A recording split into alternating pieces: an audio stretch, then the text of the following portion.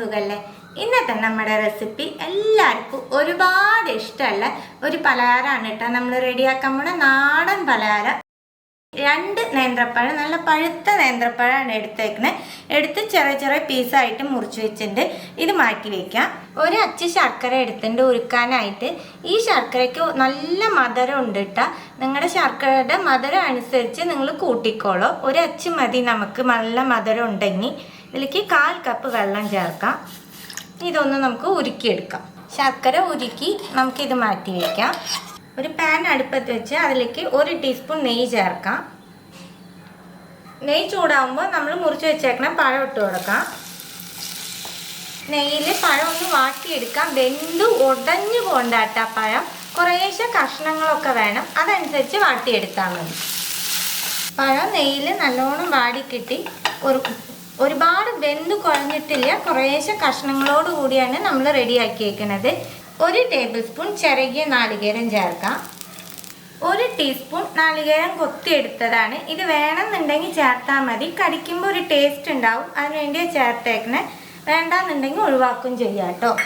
1/2 teaspoon ഏലക്കപ്പൊടി, 1 നുള്ളു ഉപ്പ്. ഇതൊക്കെ ഒന്ന് മിക്സ് ചെയ്ത് കൊടുക്കാം. മിക്സ് ചെയ്ത് നാളികേരം ഒന്ന് ചൂടാവട്ടെ. നാളികേരമൊക്കെ നല്ലോണം ചൂടായി. ഈ സമയത്ത് നമ്മൾ ഉരുക്കി വെച്ചേക്കണ ശർക്കരപ്പാനി ചേർക്കാം.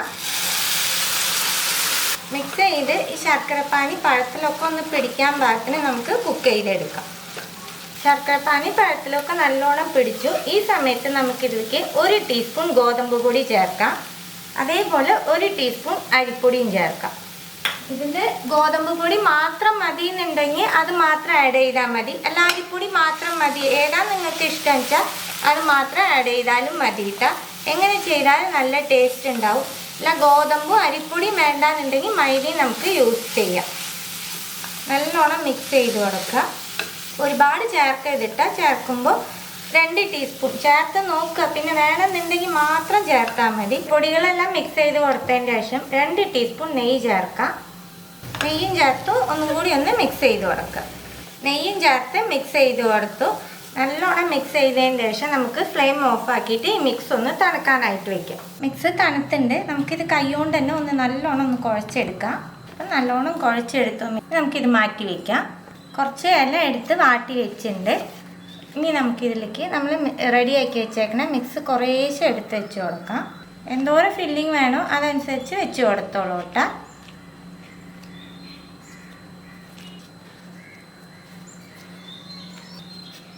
നമുക്ക് ഈ 2 സൈഡിൽ നിന്നും മടക്കി കൊടുക്കാം.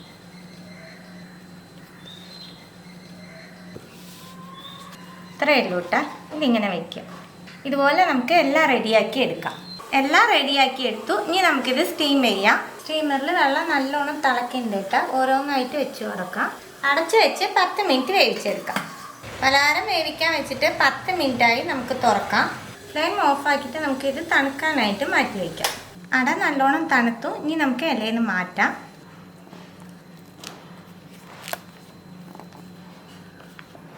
നല്ല സോഫ്റ്റായിട്ടുള്ള 4 മണി പലഹാരമാണ് കേട്ടോ. നാടൻ പലഹാരം എല്ലാവർക്കും ഒരുപാട് ഇഷ്ടമാവും. ട്രൈ ചെയ്ത് നോക്കിയിട്ട് നിങ്ങളുടെ ഫീഡ്ബാക്കൊക്കെ അറിയിക്കുക. പുതിയൊരു റെസിപ്പി ആയിട്ട് അടുത്ത വീഡിയോയിൽ കാണാം. See you. Bye.